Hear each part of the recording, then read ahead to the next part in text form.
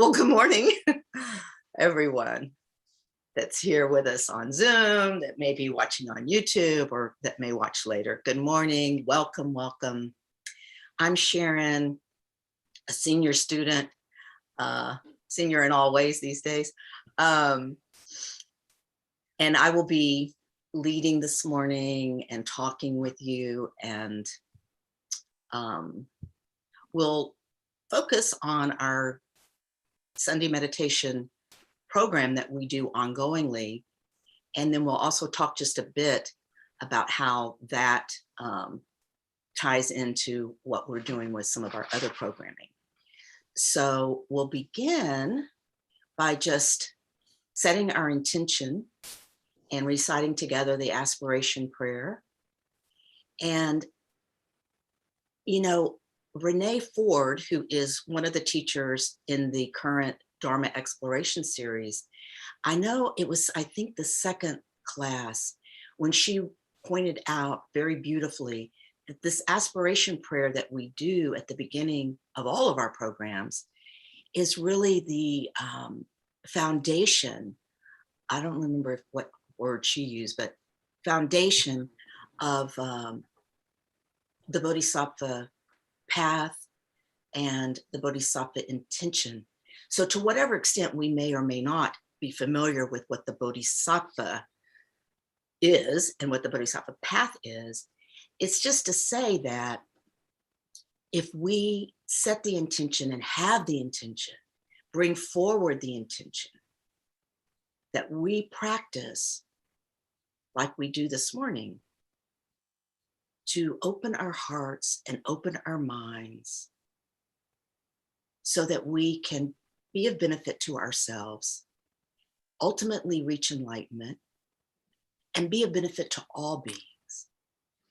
And until we reach enlightenment and can be of benefit in an ultimate way, in a way where we would know what all beings need to be free of suffering, until we reach that state, we're all practicing, we're all coming together, whether it's on Sundays or in our explorations, to look at these qualities that we're trying to cultivate.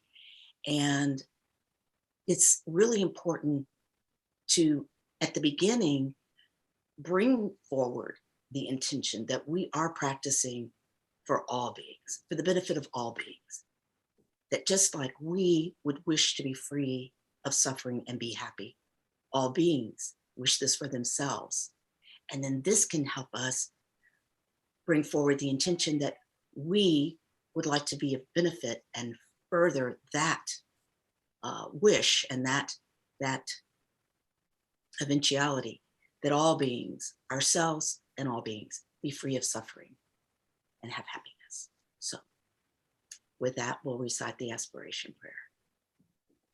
May all beings always have happiness and its causes.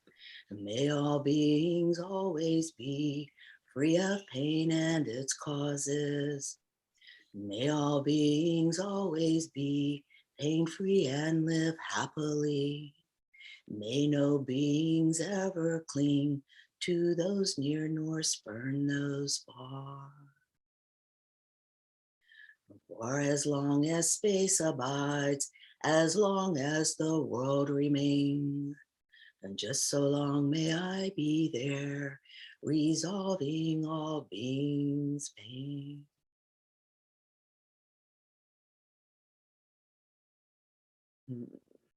So with that intention in our heart, we will begin by assuming a posture that's comfortable, but that is also conducive to a meditative state, which means an even flow of energy. So we want to basically have a fairly straight spine, but naturally so. And what can we do to help facilitate that? We can find our seat, whether we're on a chair or a cushion, and really relax into that seat.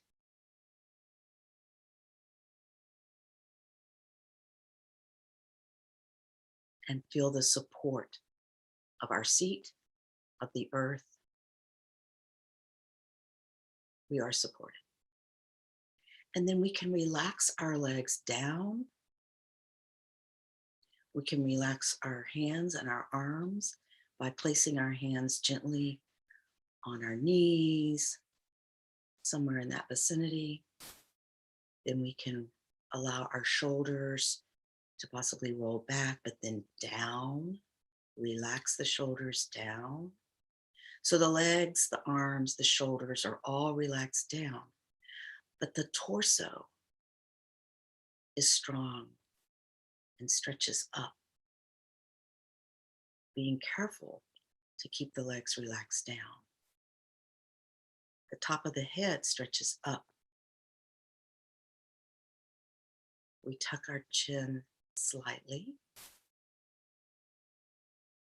and we gaze softly down the bridge of our nose. So we're relaxed, but our body shares our purpose by being strong, relaxed, energized. Now we can bring our attention to that place 3 finger widths below our navel, 3 finger widths inside our body, and breathe from there. Fully, relaxedly, but with intention and our attention resting there on the breath.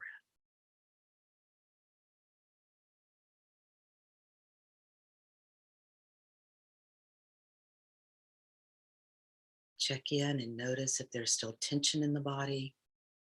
As we breathe, you can allow that to relax, making sure that our shoulders are relaxed, that our legs are relaxed, and we're breathing freely.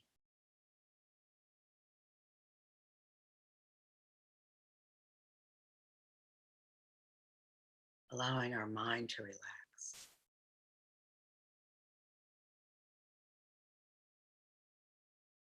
Everything's relaxed, but yet we're alert, we're present, we're open and spacious, and we rest, breathing.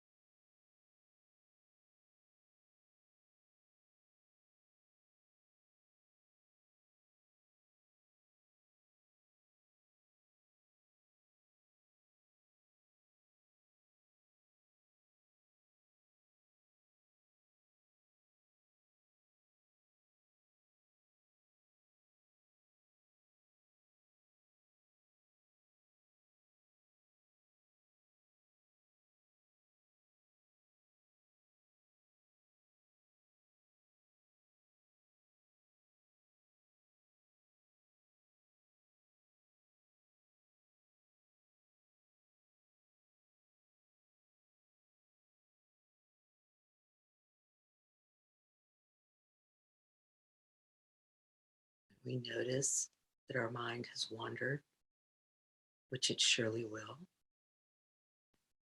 We gently, without judgment, bring our attention back to the breath.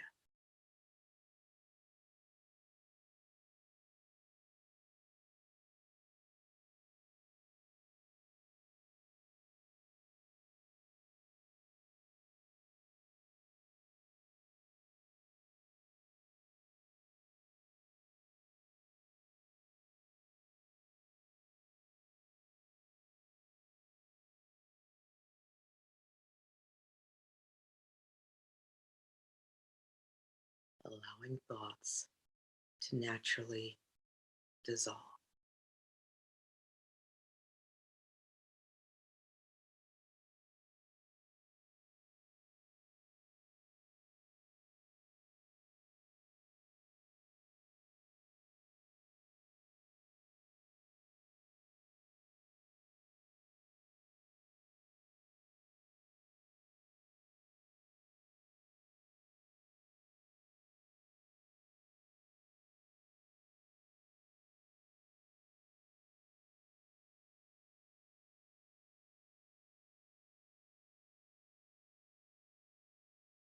As we begin to settle, we can notice how it might feel to simply be present.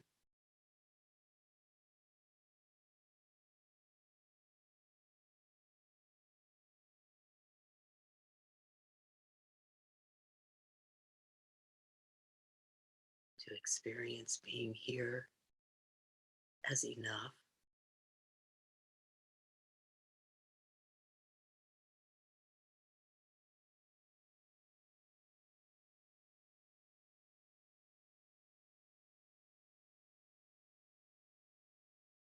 To experience this state as joy.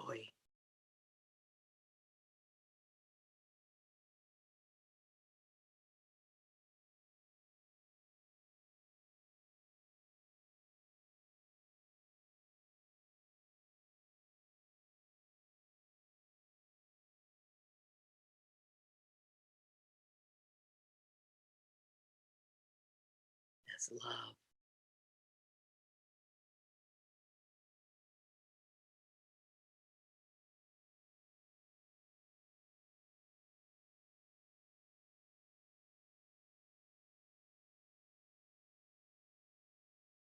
Our pure state.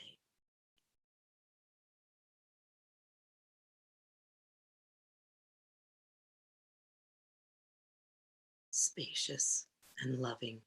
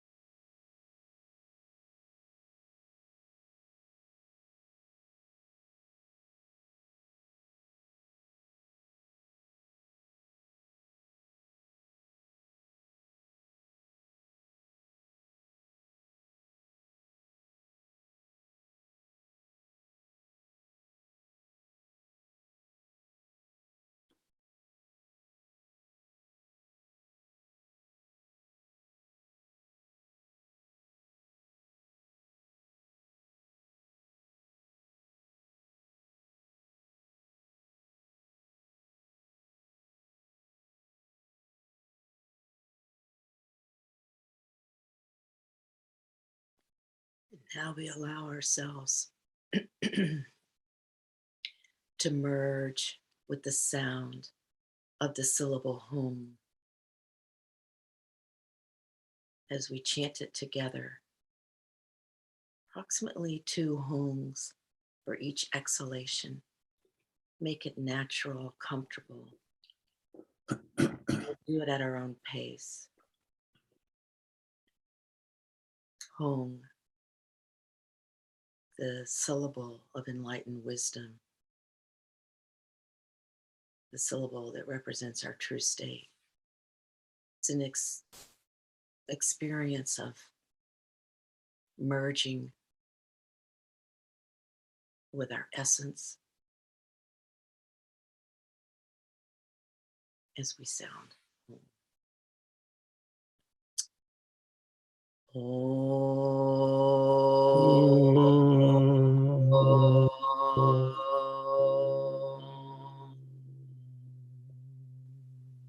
And everyone can feel free to unmute so that we can hum together if you'd like.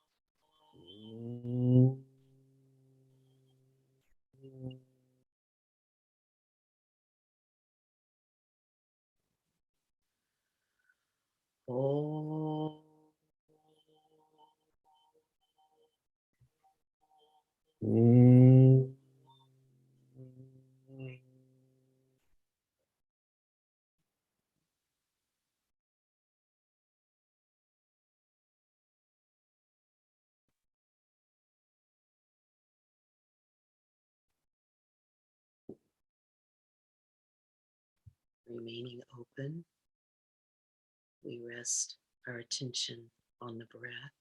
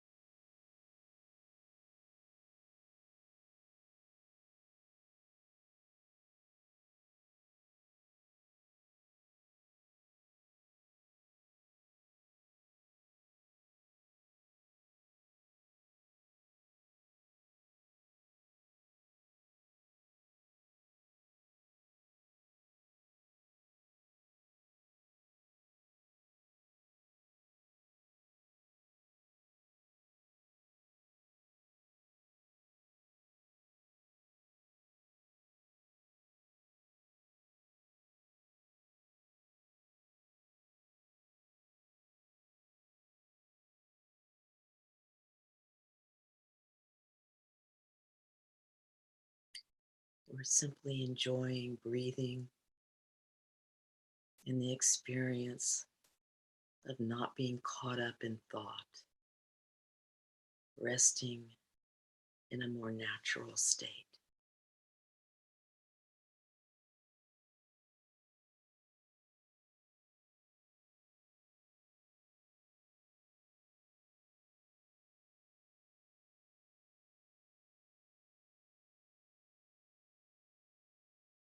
Nothing fancy, nothing contrived, just simple, pure presence.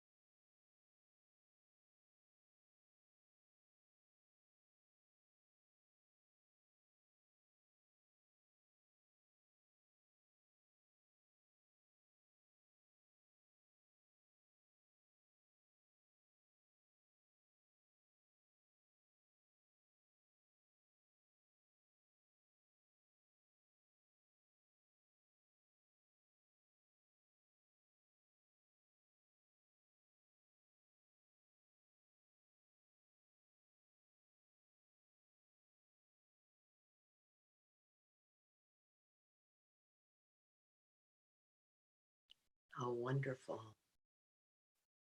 that our true state naturally has the qualities that we seek to cultivate: love, compassion, joy, equanimity,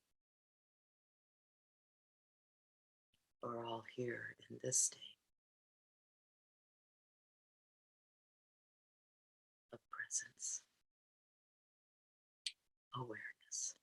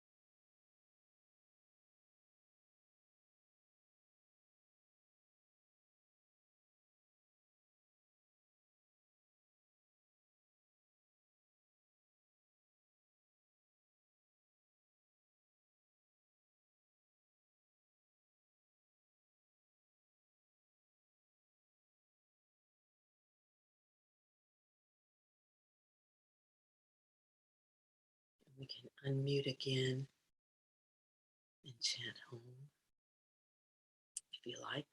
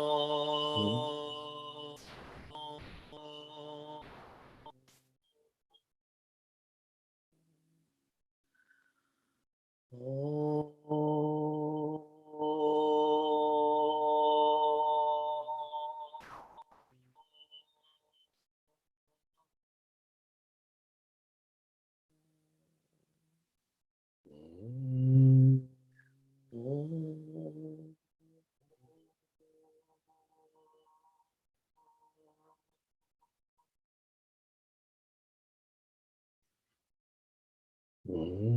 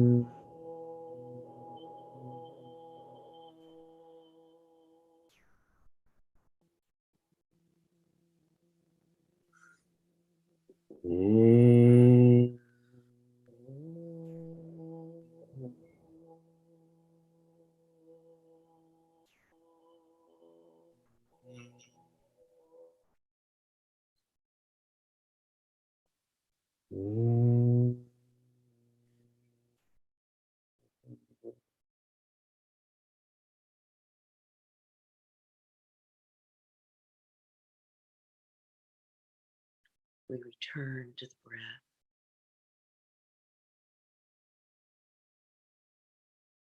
resting there, open and clear.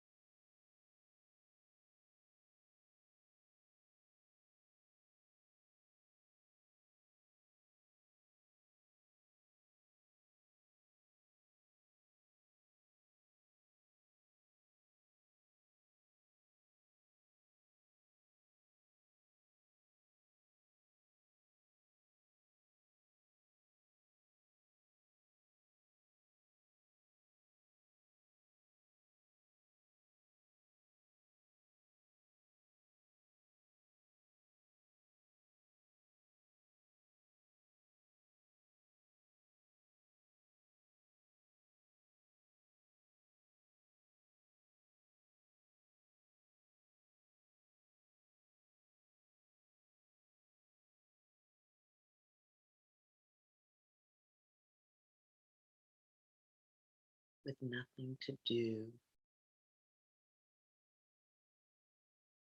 just simply being.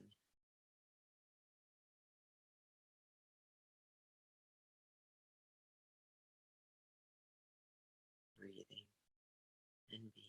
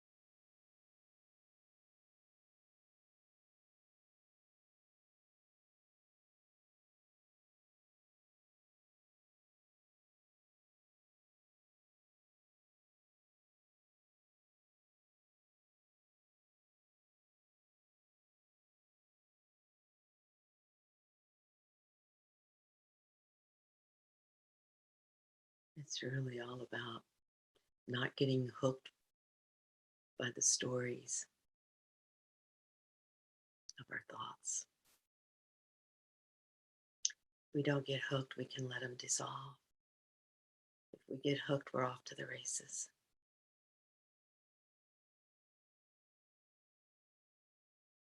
So easily done. The getting hooked part. Just letting them be, not following after the story.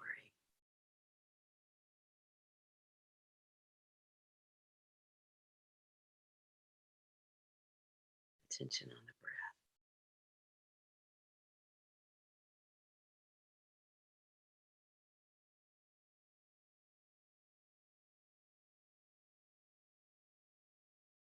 Restful, peaceful.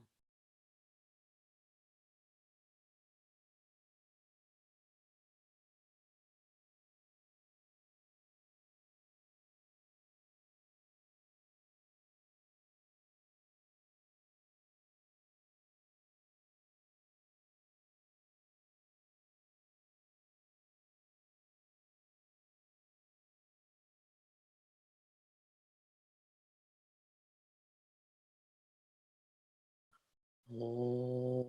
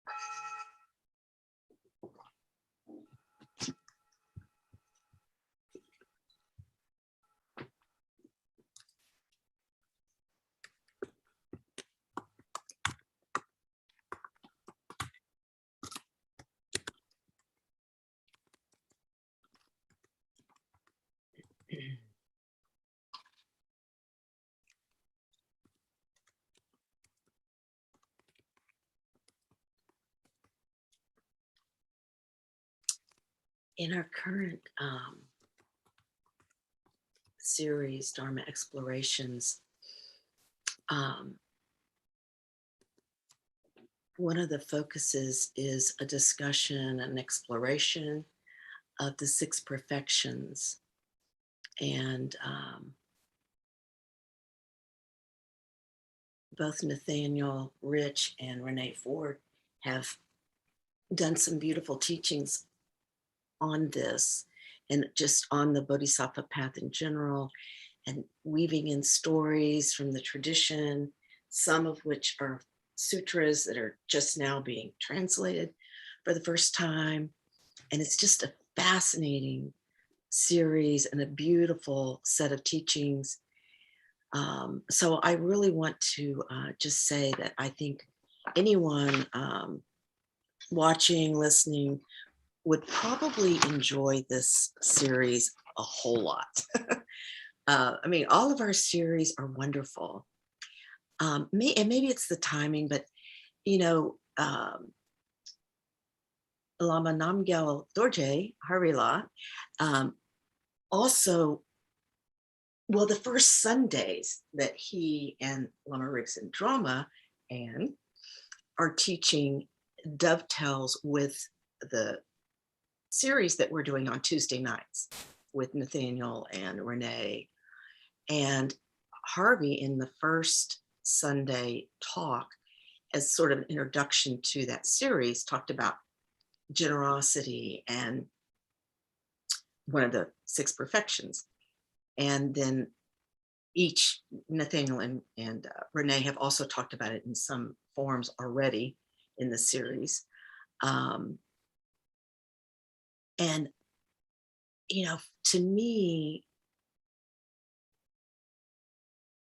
the most generous thing that we can offer is kindness. And and that's been so big in my life, and I think everyone's life.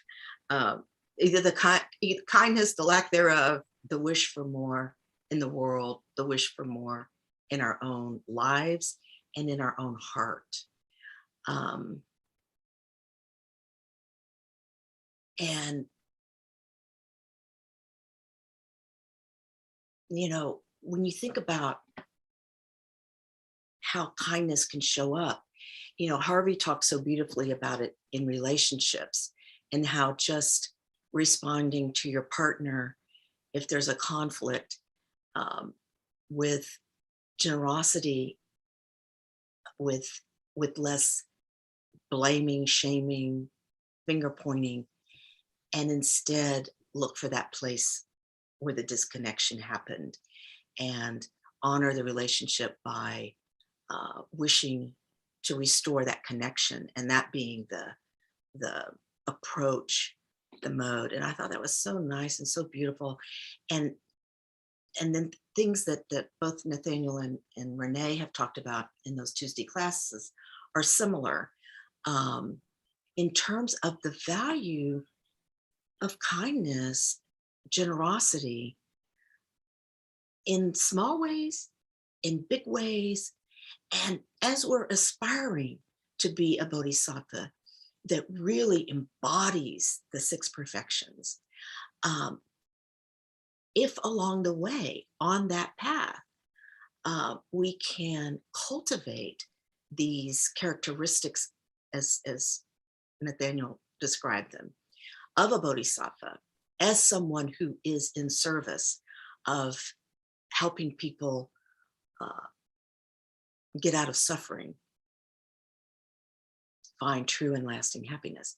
If we can cultivate these qualities like we're doing today, just by virtue of opening our heart, getting in touch with our own qualities that are there that we can manifest with just some practice, skill, some intention. Sometimes that's all it takes is the wish, the intention to have these qualities. And, as simple as it is at times to think about, well, yeah, I can be a kind person. In reality, it's hard, or it's not as automatic as it might seem on the surface. I mean, there's so many opportunities in every conversation, in every interaction, to be more kind, to be less kind, to be very kind, to be mean. There's a whole range of kindness or lack thereof. And to the extent that we can really live in a space of a wish to be kind and bringing it forth, modeling it. So right now I'm working with my little 11-year-old niece who's in 6th grade on a poster that she's working on. Actually, I hope she's working on it. And it's bullying prevention, because this October is Bullying Prevention Month. And so, we were watching some videos together that her school recommends. And it was astonishing how prevalent that is. I mean, we all know that it's out there, particularly with social media and all of that, online bullying. But she was giving me examples in her school, and from small things to not small things. And so the statistics also were astonishing. It said that 1 out of 5 children will experience bullying. And this isn't teasing. They do a great job of differentiating between teasing and bullying, where it's ongoing harassment or humiliation and causes depression, and it's really quite a thing. And so I was thinking, wow, if we can just teach our kids, not only model it for them, teach our kids what the value of kindness and how it can show up, and what it means in their everyday world, how valuable that would be. And it really does start with us, and modeling it, recognizing it, because one of the things about this bullying is, so they're saying that, the majority of the kids are not really participating in the bullying, but they're bystanders, they're witnesses. So it's having an effect on them, A, and B, it's leaving them, potentially with guilt at not stepping forward, with confusion as to how that could or should be. And so, I've been talking with my niece and asking her, well, what do you think is helpful? And, what keeps people from, one of the terms that they're using is moving from being a bystander to an upstander. So someone who, stands up for the person being bullied. And, of course, they're pointing out that it has to feel safe. And there's ways to do it beyond, stepping between the two, if it's physical, especially, just by letting that child know that you witnessed it, can be very helpful in healing, and that you're sorry that it happened, even if you weren't able or weren't willing, whatever the case may be, to intervene. But also, of course, telling a teacher or a counselor and these sorts of things. So it's just to say, though, that this whole topic of generosity, the perfections, kindness, being a better person, it's something I aspire to. I told my friend a few years ago, well, actually, it's been many years at this point, when he asked me, my friend Adam, who a lot of y'all know, and he asked me, well, have you made your New Year's resolution? And I said, well, not really. I said, but if I really think about it, what I really want is just to be a nicer person. And so, that stuck in my mind because, it was sort of it felt sort of, you know, childish or a little bit silly. And yet it was very true and genuine. And I still have that aspiration. And I guess that is the aspiration of a bodhisattva. And sometimes it can feel a little bit overwhelming, to think that you're taking on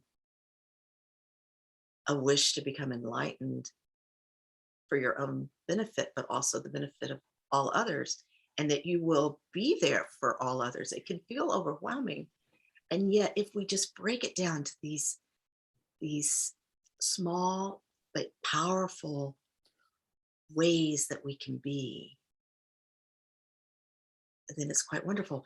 And these practices and this coming together as we've done this morning, I feel are really supportive of those of us that do have this intention and wish to be of benefit.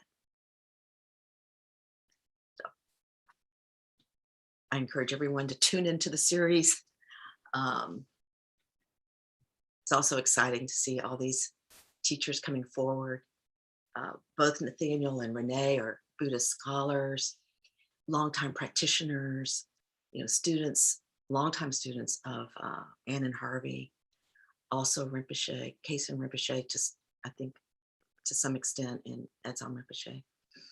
So it's wonderful to see the lineage continuing and flourishing and all the brilliance coming forward.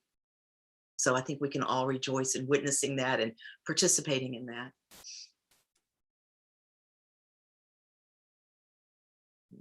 So thank you all for being here this morning.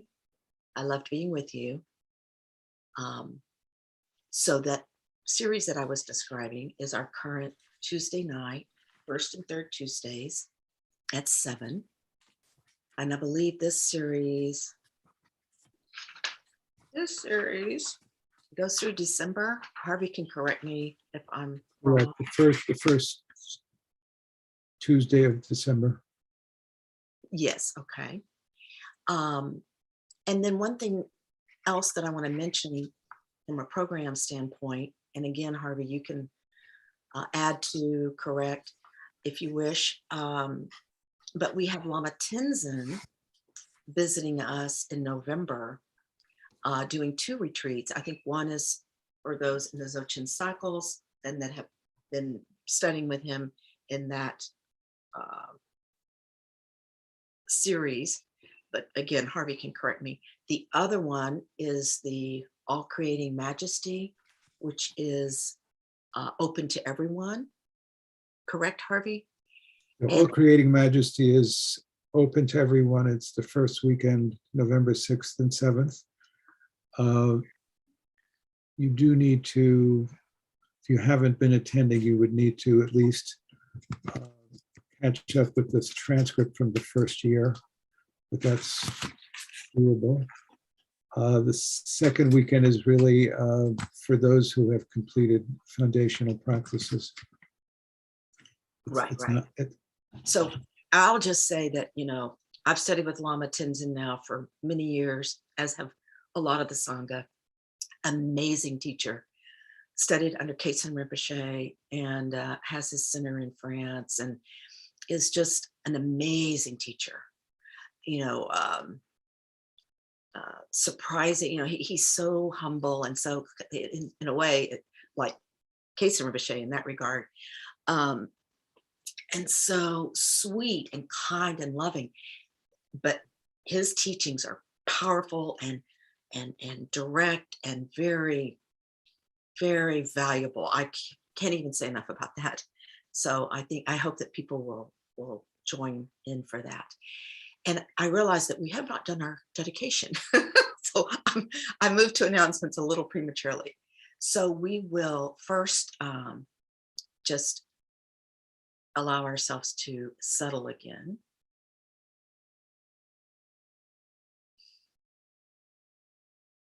And then we'll do the dedication that's on our group prayer sheet. By this good may I swiftly once become a great guru, lead all beings, everyone, to reach to that very ground.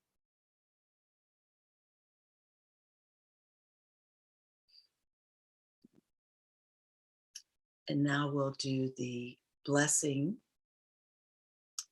I'll light the candle, and then I'll try to find the names.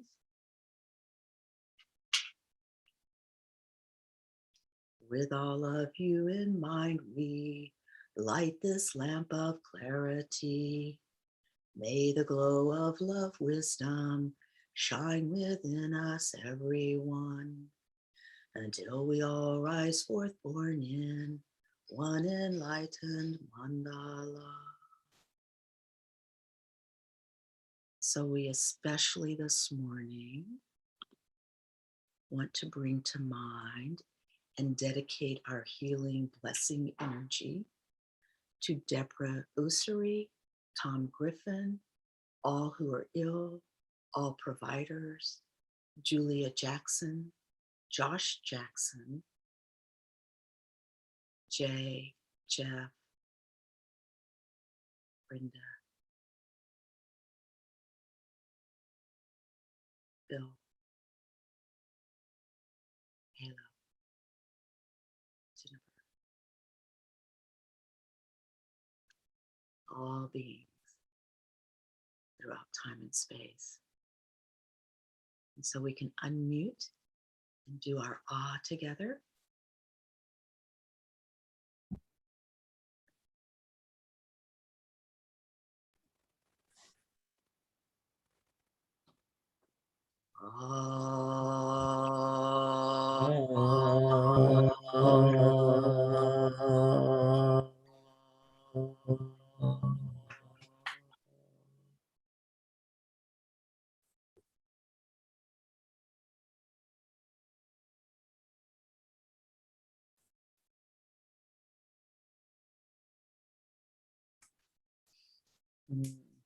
So lovely to be with you all.